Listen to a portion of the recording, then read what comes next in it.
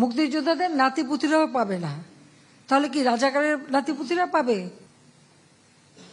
কোটা আন্দোলন করবার আগে তাদের তো পরীক্ষার রেজাল্টগুলি দেখে নেওয়া উচিত ছিল যে কোথায় তারা দাঁড়িয়েছে।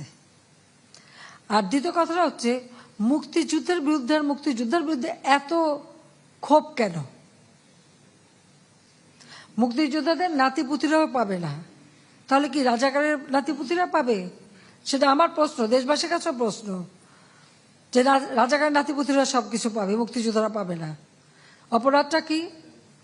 নিজের জীবন বাজি রেখে, নিজের পরিবার সংসার সব কিছু ফেলে দিয়ে যারা মুক্তিযুদ্ধে অংশগ্রহণ করেছিল, দিন রাত খেয়ে না খেয়ে, কাদা মাটি ভেঙে, রোদ বৃষ্টি ঝড় সব মোকাবেলা করে যুদ্ধ করে এই দেশে বিজয় এনে দিয়েছিল। আর বিজয় এনে দিয়েছিল বলেই না আজকে সবাই উচ্চ পদে আসীন, আজকে গলাবারে কথা বলতে পারছে। নইলে তো ওই পাকিস্তানিদের বুটের লাথি খেয়ে চলতে হতো।